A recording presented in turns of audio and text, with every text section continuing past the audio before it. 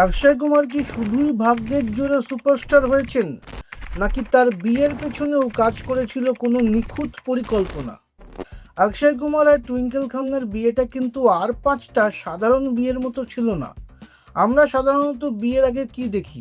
ছেলে বা মেয়ে কি করে, স্বভাব কেমন, বড়জোর এটুকুই। কিন্তু টুইঙ্কেল খান্না ছিলেন আরও 10 কদম এগিয়ে। সম্প্রতি এক সাক্ষাৎকারে অক্ষয় নিজেই ফাঁস করেছেন সেই মজার আর অদ্ভুত ঘটনা।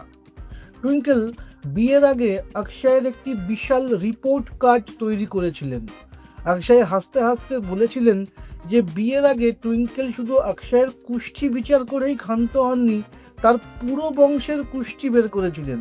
অক্ষয়ের বাবা, কাকা, মামা, কারোর ইতিহাস বাদ যায়নি।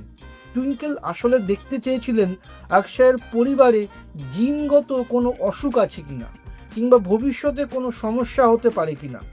সব কিছুতেই যখন গ্রিন সিগন্যাল পেয়েছিলেন, তখনই টুইঙ্কেল বিয়ের পিঁড়িতে বসতে রাজি হন। অক্ষয় রসিকতা করে বলেছিলেন ওই সময় তিনি যেন কোনো কঠিন চাকরির ইন্টারভিউ দিচ্ছিলেন বলে তার মনে হচ্ছিল। তবে ভাবুন, 2001 সালে দাঁড়িয়েও একজন অভিনেত্রী কতটা সচেতন ছিলেন নিজের ভবিষ্যৎ নিয়ে। যদিও বিয়ের পর টুইঙ্কেল অভিনয় ছেড়ে লেখালেখি আর ব্যবসা নিয়ে ব্যস্ত হয়ে পড়েন, কিন্তু তাদের সংসারের ভিতটা যে এই নিখুঁত বিচারেই মজবুত হয়েছে তা বলাই বাহুল্য।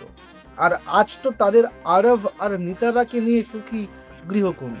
আচ্ছা, বিয়ের আগে এভাবে কুষ্টি আর ফ্যামিলি হিস্ট্রি চেক করাটাকে কি আপনি বুদ্ধিমত্তা বলবেন, নাকি একটু বেশি বাড়াবাড়ি বলে মনে হয় আপনার?